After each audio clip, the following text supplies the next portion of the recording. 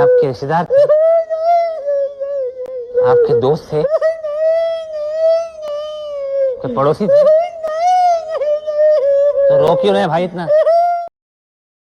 तो राम राम मेरे प्यारे भाइयों की हालचाल मजा में एक बार फिर से आप सबको स्वागत है अपने चैनल सैफरॉन पैट्रियट में। और मैं आपका भाई दुर्गेश लेकर आ चुका हूँ एक और नई वीडियो। भाई चुनाव के चक्कर में आपसी रिश्ते खराब मत करो। ना पड़ोसी बदलेंगे, ना दोस्त और ना सरकार। सही बात है, आपसी रिश्ते खराब करने से कोई फायदा नहीं है, क्योंकि आएगा तो मोदी ही। ना इधर हम रील बना रहे हैं। ये भी ठीक है, वीडियो थोड़ी ना बना रहे हैं भाई, रील ही तो बना रहे हैं। सोहेल अंसारी जो कि दिल्ली के लोधी गार्डन में योगा क्लासेस नहीं बल्कि उसकी जगह अश्लीलता की क्लासेस चला रहा है। 2 दिन पहले हमने उसके खिलाफ एक अपील को जारी किया सोशल मीडिया के हर प्लेटफॉर्म पर, और ये अपील की सभी से कि ये योगा क्लासेस बंद होनी चाहिए, क्योंकि जिस प्रकार से हमारी बहन बेटियों के साथ ये वीडियो बनाए जा रहे हैं, उन्हें बैड टच किए जा रहे हैं, ये हम नहीं सहेंगे, हम नहीं होने देंगे। उसका नतीजा ये हुआ कि सोहेल अंसारी को पता चला कि अब वो गलत ऑडियंस तक पहुंच चुका है और अब उसकी ये दुकान बंद होने वाली है। तो उसने सॉरी बोली, माफी मांगी, परंतु ये सॉरी और माफी का प्रोपगेंडा हम नहीं चलने देंगे। मेरी अपील है आप सबसे कि इस पर पूर्ण प्रतिबंध के लिए आपको अभी भी कार्य करते रहना पड़ेगा। ग्राउंड लेवल पे भी मेरी बहुत सी टीमों से बात हो रही है जो मौके पे जाएंगी। फिलहाल उसकी क्लासेस बंद है।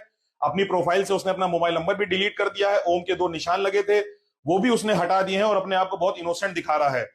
कि एक तरफ जब आप बच्चियों को और बच्चों को गुड टच और बैड टच की शिक्षा स्कूलों में दे रहे हैं, तो जिस तरीके से दिल्ली के लोधी गार्डन में बैठ के ये बैड टच करके लड़कियों के साथ वीडियो बना रहा है, क्या वो आपको नहीं दिख रहा है और इस पर प्रतिबंध क्यों नहीं लगना चाहिए? अगर आप इसके इंस्टाग्राम पर जाकर वीडियो देखेंगे तो वो आपको किसी भी सॉफ्ट पोर्न से कम नहीं लगेगी। और इसमें मेरा मानना यह है कि इसमें इसकी कोई भी गलती नहीं है। इसमें गलती उन हिंदू लड़कियों की है, उन हिंदू परिवारों की है जो योग के नाम पर इसके पास उन्हें भेजते हैं, क्योंकि ऐसे लोगों को भाईचारा निभाने से फुर्सत नहीं है जो ये देख पाए कि उनके घर के बच्चे कहाँ जा रहे हैं और क्या कर रहे हैं। और ये इस तरह की जितनी वाहियात वीडियो बनाता था ये सभी हिंदू लड़कियों के साथ ही बनाता था, और वो हिंदू लड़कियां शौक से वीडियो बनवाती थी। और इस जिहादी ने हिंदू लड़कियों को फंसाने के लिए अपनी छवि बहुत ही अच्छी बना रखी थी। अपने इंस्टाग्राम के बायो में ओम का साइन भी बना रखा था, जिससे कि ये ज्यादा सेकुलर लगे और ज्यादा भाईचारा निभाने वाला लगे। फिलहाल उन सभी भाइयों का और हिंदू संगठनों का बहुत बहुत धन्यवाद जिन्होंने इसका विरोध किया, इसके खिलाफ आवाज उठाई। मुन्नी दिल्ली आई थी ना, हमारे बजरंगी भाईजान छोड़ने गए थे। मुन्नी के मम्मी पापा को दिल्ली में नहीं बसा लिया। ये नहीं कि तुम्हें भी नागरिकता देते हैं। इनसे पूछिए नंबर कितना है। ये मुन्नी फिल्म में जीते हैं भैया का, हकीकत की जिंदगी से कोई लेना देना नहीं है। और सुनिए, जो बजरंगी भाईजान छोड़ने गए थे उनके पापा आरएसएस के वो थे स्वयं से। ये हैं विपक्ष के प्रवक्ताओं के लॉजिक और ये चले हैं मोदी को हराने। अभी जो आपको दिखाई दे रहे हैं तेजस्वी यादव जी, अब जरा बताइए ना, जो आदमी कर लेते हैं बाहर में शादी, क्रिश्चियन से शादी कर लेते हैं, यादव वंशी से हैं, बिहार में यादव का लड़की कम था क्या? बिहार में लड़की नहीं था? आप जाके कर लेते हैं क्रिश्चियन से शादी। क्या मैसेज देना चाहते हैं बिहार की जनता को? जातिवाद खत्म करने का मैसेज देना चाहते हैं। तो वही तो जातिवाद, आप ही जातिवाद खत्म करने का मैसेज दे रहे हैं। जाति जनगणना करवा रहे हैं, हाँ, लड़वा रहे हैं आप जनता को, आप लड़वा रहे हैं।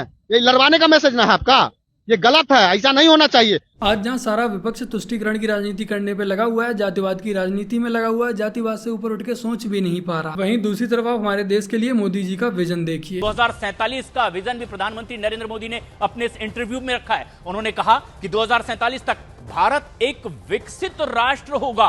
हमारे राष्ट्रीय जीवन में भ्रष्टाचार, जातिवाद और दूसरी इस तरह की जो समस्याएं हैं, ये सांप्रदायिकता का अब कोई स्थान नहीं होगा। हमारा देश आज के समय में एक डेवलपिंग कंट्री है, बट मोदी जी का जो टारगेट है वो 2047 तक हमारे देश को एक डेवलप्ड कंट्री बनाना है। एक तरफ जापान है जिस पर 1945 में अमेरिका ने परमाणु बम गिराए थे, जिसके पास ना ही ज्यादा क्षेत्रफल है और ना ही ज्यादा प्राकृतिक संसाधन, बट उस सब के बावजूद भी जापान आज एक विकसित देश है, डेवलप्ड कंट्री है। या फिर आप लोग इजराइल का ही एग्जाम्पल ले सकते हैं, जो एक छोटा सा देश है जो चारों तरफ से दुश्मनों से घिरा रहता है, जहाँ आए दिन वॉर होती रहती है, बट उस सबके बावजूद भी इजराइल आज एक डेवलप्ड कंट्री है। चाहे अमेरिका हो, चाइना हो या फिर जापान हो, इन सभी देशों ने जो सबसे ज्यादा फोकस किया है वो फोकस किया है रिसर्च एंड डेवलपमेंट पे, और आज इसी का नतीजा है कि ये सभी देश विकसित बने बैठे हैं। अगर हमें भी अपने देश को एक डेवलप्ड कंट्री बनाना है, विकसित देश बनाना है, तो हमें भी सबसे ज्यादा फोकस करना पड़ेगा रिसर्च एंड डेवलपमेंट पर। वैसे हमारे देश में डेवलपमेंट तो हो रहा है, बट जो रिसर्च है उसमें हमारा देश आज भी काफी पीछे है। चाइना और भारत की लगभग एक ही प्रकार की इकोनॉमी है और दोनों ही देशों में बड़ी आबादी देखने को मिलती है, बट उसके बावजूद भी चाइना आज एक डेवलप्ड कंट्री है, क्योंकि हमारे देश में अब तक जिन भी पार्टियों की सरकारें रही, उनका मुख्य उद्देश्य यही होता था कि कैसे भी करके सत्ता में बस बने रहे। उसके लिए चाहे जाति के आधार पर, मजहब के आधार पर, धर्म के आधार पर घटिया राजनीति ही क्यों ना करनी पड़े। कांग्रेस हो या समाजवादी पार्टी या कोई भी अन्य विपक्षी पार्टी, उनका उद्देश्य साफ होता था, बस कैसे भी कुर्सी मिलती रहे, सत्ता में बने रहे। उनकी जो परिवारवाद की राजनीति है वो पीढ़ी दर पीढ़ी ऐसे ही आगे बढ़ती रहे। इन पार्टियों ने कभी भी फोकस नहीं किया देश के विकास को लेकर, रिसर्च एंड डेवलपमेंट को लेकर, हमारी देश की सेना के हाईटेक हथियारों को लेकर। बट आज मोदी गवर्नमेंट में उन सभी मुद्दों पर, उन सभी क्षेत्रों में फोकस किया जा रहा है जिससे हमारा देश तरक्की कर सके, हमारा देश एक विकसित देश बन सके। और इसी के तहत अनुसंधान नेशनल रिसर्च फाउंडेशन की स्थापना 2023 अधिनियम के साथ की गई है। और इस नेशनल रिसर्च फाउंडेशन यानी कि NRF का मुख्य उद्देश्य देश में रिसर्च व डेवलपमेंट को बढ़ावा देना। और इसके तहत हमारे देश के विश्वविद्यालयों को, कॉलेजेस को, रिसर्च ऑर्गेनाइजेशन को, प्रयोगशालाओं में रिसर्च और इनोवेशन को बढ़ावा देना। और यह अनुसंधान नेशनल रिसर्च फाउंडेशन राष्ट्रीय शिक्षा नीति की सिफारिशों के अनुसार देश में साइंटिफिक रिसर्च की हाई लेवल रणनीतिक दिशा प्रदान करने के लिए शीर्ष निकाय के रूप में कार्य करेगा। और NRF की स्थापना के साथ 2008 में संसद के एक अधिनियम द्वारा स्थापित science and engineering research board को भी इसी में शामिल कर लिया गया है। अब तक हमारे देश में जो भी फंडिंग दी जाती थी वो ज्यादातर फंडिंग IITs वगैरह को ही दी जाती थी। प्राइवेट कॉलेजेस हो गए या रिसर्च ऑर्गेनाइजेशन हो गए, उन्हें उतनी फंडिंग नहीं मिल पाती थी। और इसी फंडिंग की कमी की वजह से रिसर्च एंड डेवलपमेंट नहीं हो पा रही थी। जाहिर सी बात है, जब रिसर्च एंड डेवलपमेंट करना है तो उसके लिए अच्छी खासी फंडिंग भी चाहिए होगी। बट अब यूनियन कैबिनेट के द्वारा नेशनल रिसर्च फाउंडेशन बिल 2023 को अप्रूवल दे दिया गया है। और इसके तहत जो सरकार है वो 5 साल के लिए 50,000 करोड़ का फंड देगी। और इसमें से जो 36,000 करोड़ फंड है वो प्राइवेट सेक्टर से आएगा। और ये जो नेशनल रिसर्च फाउंडेशन यानी कि NRF है, इसका काम सिर्फ एजुकेशन सेक्टर में ही फंड प्रोवाइड करना नहीं होगा। और इसके अलावा ये academic institution, scientist, research and development laboratories, engineering और इसके अलावा जो स्टार्टअप है उन्हें भी फंड देने का काम करेगी। जैसे कि आज हमारे देश में बहुत सारे स्टार्टअप्स खुल रहे हैं, लोगों के पास नए नए आइडियाज हैं, बट उन्हें इंप्लीमेंट करने के लिए उनके पास इतना फंड नहीं है। मैं आपको एक एग्जांपल से समझाता हूँ। जब हमारे देश में कोरोना जैसी महामारी चल रही थी, उस समय हमारे देश में वैक्सीन को बनाया गया था जो कि एक स्वदेशी वैक्सीन थी। और तब हमारे देश को किसी भी देश के सामने वैक्सीन के लिए हाथ नहीं फैलाना पड़ा था। और इसके उलट हमारे देश ने न जाने कितने गरीब देशों की वैक्सीन देकर मदद भी की थी। तो जाहिर सी बात है, जब वैक्सीन बनाई गई थी तो उसके लिए अच्छी खासी रिसर्च करनी पड़ती है। जब रिसर्च करनी पड़ती है तो अच्छा खासा फंड भी लगता है। तो नेशनल रिसर्च फाउंडेशन का यही काम होगा कि वो छोटे से छोटे व बड़े से बड़े हर क्षेत्र में लोगों को फंड दे सके, जिससे वो नए नए इनोवेशन कर सके और रिसर्च कर सके, जिससे कि हमारा देश हर क्षेत्र में आगे बढ़े, ग्रो करे, हमारे देश की GDP ग्रो करे। और इस सब में प्राइवेट सेक्टर से भी अच्छा खासा फंड आएगा। अब हो सकता है कि आप सोच रहे हो कि प्राइवेट सेक्टर आखिर इसमें फंड क्यों देगा। तो जैसे कि एग्जांपल के तौर पर कोई भी स्मार्टफोन बनाने वाली कंपनी है, वो भी इसमें फंड देगी। वो चाहेगी कि उसके फोन के लिए कोई ऐसा प्रोसेसर बनाया जाए जिससे कि फोन फास्ट चले और जो फोन की बैटरी है वो भी अच्छा खासा बैकअप दे, जल्दी ही डाउन ना हो जाए। या कोई ऐसी फैक्ट्री है जिसमें कोई भी प्रोडक्ट बनता है और उस प्रोडक्ट को बनाने में बहुत ही ज्यादा पॉल्यूशन हो जाता है, तो वो कंपनी भी रिसर्च एंड डेवलपमेंट के लिए अच्छा खासा फंड दे सकती है कि हमारे लिए कुछ ऐसी मशीनें बना के दो जिससे हमारा प्रोडक्ट भी बन जाए और ज्यादा पॉल्यूशन भी ना हो। या फिर कोई बाइक या कार मैन्युफैक्चर कंपनी है, वो भी यही चाहेगी कि उसके लिए ऐसा इंजन बना के दो ज्यादा से ज्यादा एवरेज दे और कम से कम पॉल्यूशन करे। तो इसी सब रिसर्च और डेवलपमेंट के लिए अच्छे खासे फंड की जरूरत पड़ती है। और यही वो चीजें जो हमारे देश को एक विकसित देश की ओर ले जाएंगी, हमारे देश को विश्व गुरु बनने की ओर ले जाएंगी। आज के समय में जितनी भी नई नई टेक्नोलॉजी है, जितनी भी नई नई रिसर्च हो रही है, वो सभी डेवलप्ड देशों में ही हो रही है। या फिर जिन देशों ने रिसर्च एंड डेवलपमेंट की तरफ फोकस किया वही देश डेवलप्ड देश बन पाए। आज हमारे देश के प्रधानमंत्री श्री नरेंद्र मोदी जी हैं, तो इन मुद्दों पर सिर्फ और सिर्फ बात ही नहीं हो रही, इन्हीं मुद्दों पर काम भी किया जा रहा है। बट अगर गलती से भी मोदी जी की सरकार गई तो जो बाकी की हमारी देश की राजनीतिक पार्टियां वो फिर से लग जाएंगी इस देश को खोखला करने में। हमारे देश का आज ये दुर्भाग्य है कि हमारे देश की जितनी भी विपक्षी पार्टियां वो सिर्फ और सिर्फ जातिवाद की राजनीति में लगी हैं और परिवारवाद की राजनीति से बाहर नहीं निकल पा रही हैं। और इन विपक्षी पार्टियों को घंटा फर्क नहीं पड़ता है कि देश विकसित हो या विकासशील हो, इन्हें घंटा फर्क नहीं पड़ता है कि देश में वंदे भारत चले, बुलेट ट्रेन चले या फिर वही पुरानी रेलगाड़ी, क्योंकि ये जो नेता है उन्हें तो जनता के टैक्स के पैसों पर VIP सुविधाएं मिल ही रही हैं।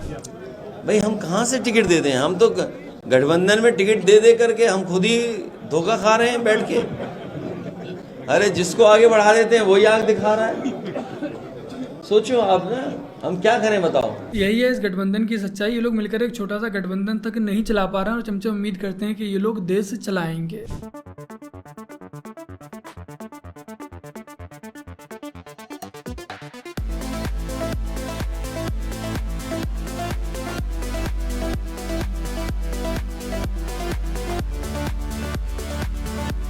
यही हकीकत है नकली अम्बेडकरवादियों का। इनका तो नहीं बट इनकी विचारधारा का खतना अवश्य हो चुका है। ये एक तरफ मंदिरों का विरोध करेंगे, देवी देवताओं का अपमान करेंगे और दूसरी तरफ अल्लाह व मस्जिद को फुल सपोर्ट करेंगे। ये इस तरह के जो लोग हैं इनका कार्य बस यही है कि कैसे भी हिंदुओं को टारगेट किया जा सके। आप इन्हें इस्लाम की दूसरी ब्रांच भी समझ सकते हैं।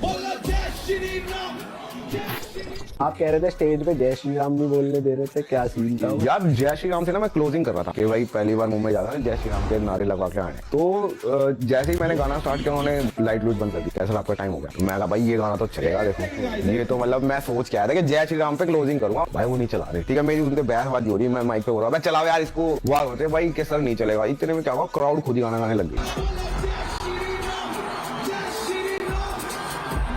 यही हकीकत है आज हमारे देश की। हम अपने ही देश में होकर अपने ही देवी देवताओं के गीत नहीं सुन सकते हैं, उनके गाने नहीं गा सकते हैं, क्योंकि आज भी हम सत्ता में जरूर हैं बट सिस्टम पे कब्जा उनका ही है।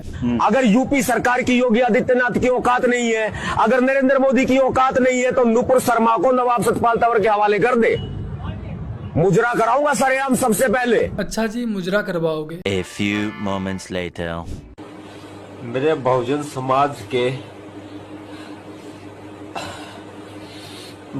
समाज के जितने भी साथी है ना, ये क्या चाहते हो आप ने, प्लीज बहुजन समाज के जितने भी साथी है ना, उनके लिए मैसेज करवाओ, प्लीज कन्वे करवाओ। तो इस घटना से हमें क्या शिक्षा मिलती है कि बोलने से पहले अपने शब्दों पर संयम रखना चाहिए, कम से कम एक महिला के प्रति तो अवश्य ही रखना चाहिए। तो बस मेरे प्यारे भाई बहनों, आज की अपनी इस वीडियो में इतना ही। वीडियो को लाइक शेयर कमेंट और अपने इस चैनल को सब्सक्राइब आज से कर लीजिएगा। चलिए जल्द मिलते हैं एक और नई वीडियो के साथ, तब तक के लिए जय हिंद, वंदे मातरम, जय श्री राम।